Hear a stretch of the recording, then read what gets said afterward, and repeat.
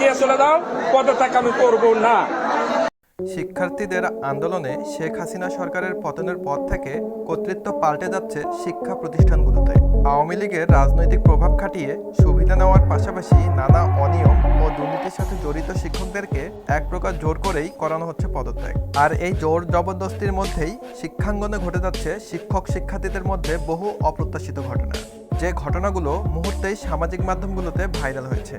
কোথাও দেখা গেছে শিক্ষক শিক্ষার্থীদের হাতাহাতির ঘটনা, আবার কোথাও দেখা গেছে পদত্যাগের পর শিক্ষকদের জুতার মালা পরানোর মতো ঘটনা।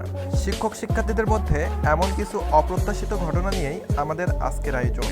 তাহলে চলুন আর দেরি না করে ভিডিওতে একটি লাইক দিয়ে শুরু করা যাক আজকের ভিডিও।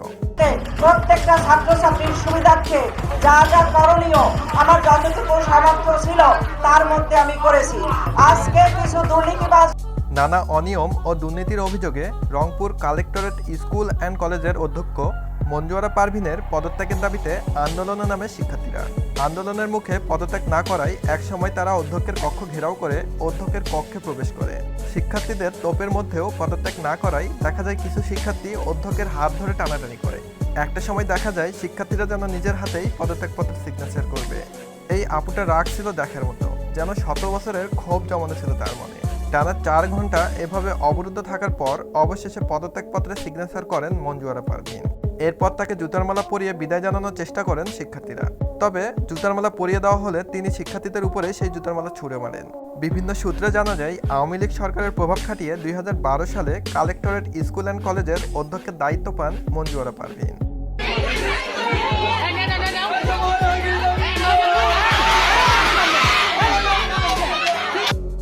এই ঘটনাটি ঘটেছে সরিষাবাড়ির সালেমা খাতুন বিদ্যালয়ে। নানা অনিয়ম, দুর্নীতি ও শিক্ষার্থীদের উপরে অত্যাচার চালানোর অভিযোগে তার পদত্যাগের দাবিতে আন্দোলনে নামেন শিক্ষার্থীরা। এরপর যখন প্রধান শিক্ষকের অফিসের ভিতরে প্রবেশ করে আন্দোলনকারী শিক্ষার্থীরা, তখন ঘটে এমন হাতাহাতির ঘটনা।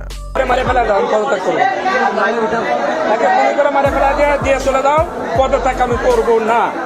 আন্দোলনের মুখে পদত্যাগের এই সিজনে এখানে একটি ভিন্ন চিত্র দেখা যায়। এই স্যারকে পদত্যাগের দাবিতে শিক্ষার্থীরা যখন আন্দোলনে নামেন এবং তার অফিস ঘেরাও করেন, এই শিক্ষক অনেক সাহসিকতার পরিচয় দেন। তিনি সরল বাক্যে পদত্যাগ করতে অস্বীকৃতি জানান। তিনি এটাও বলেন তাকে যদি গুলি করে মেরে ফেলাও হয় তবুও তিনি পদত্যাগ করবেন না। তিনি সেই প্রতিষ্ঠানের কিছু শিক্ষকদের উপরে অভিযোগ আনেন।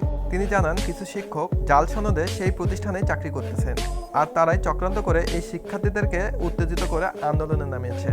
তারপর তিনি বলেন, আমার বিরুদ্ধে আপনারা যে দুর্নীতির অভিযোগ এনেছেন সেটি যদি আইনগতভাবে প্রমাণিত হয় তবে আমি নিজেই পদত্যাগ করব। তার আগে আমার উপরে কেউ জোর করবেন না। এই শিক্ষকের এমন সাহসিকতা সামাজিক মাধ্যমে অনেক প্রশংসিত হয়েছে।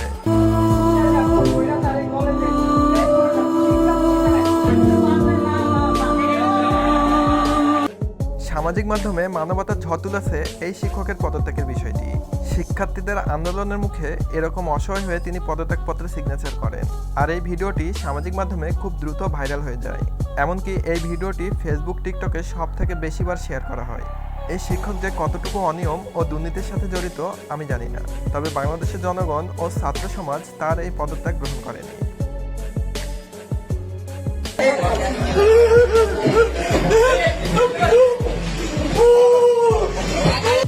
আরও একটি অপ্রত্যাশিত ঘটনা ঘটে নওগাঁয় এই শিক্ষকের পদত্যাগের সময়। শিক্ষার্থীদের তোপের মুখে পদত্যাগপত্রে সিগনেচার করার সময় কান্নায় ভেঙে পড়েন তিনি। এরপর দেখা যায় এমন অপমান সহ্য করতে না পেরে তার হার্ট অ্যাটাক হয়। তারপর সেখানে উপস্থিত অন্যান্য শিক্ষক ও শিক্ষার্থীরা তাকে ধরে হসপিটালের উদ্দেশ্যে নিয়ে যায়। আন্দোলনের মুখে পদত্যাগের এই ভিডিওটি সবার আগে সামাজিক মাধ্যমগুলোতে ভাইরাল হয়েছিল, যেখানে দেখা গেছে কবি নজরুল ইসলাম কলেজের অধ্যক্ষ আমেনা বেগম পদত্যাগপত্রে সিগনেচার করার পর কলম ছুঁড়ে মারেন শিক্ষার্থীদের উপর। পদত্যাগের পরেও যার এমন আচরণ, ভেবে নেওয়া যায় সে অধ্যক্ষ থাকাকালীন কেমন আচরণের অধিকারী ছিলেন। এই পদত্যাগের সিজনে আরও একটি ব্যতিক্রম ঘটনা ঘটে ঠাকুরগাঁয়ে। একটি অসাধু মহলের চক্রান্তে প্রধান শিক্ষক সহ 4 জন শিক্ষককে জোর করে পদত্যাগপত্রে সিগনেচার করে নেন একদল শিক্ষার্থী। পরে সাধারণ শিক্ষার্থীরা এর প্রতিবাদে ও পদত্যাগকৃত শিক্ষকদের পুনরায় ফিরাতে বিক্ষোভ করেন।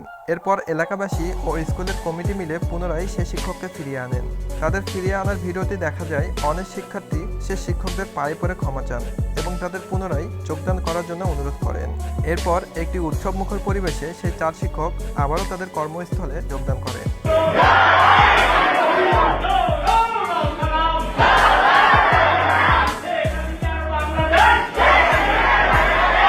বাবারে বাবা, অনেক ভাগ্যবান হলে এমন প্রকৃত শিক্ষক পাওয়া যায় যে আপনার ধন মন সব দিয়ে আপনাকে শিক্ষা দেবে।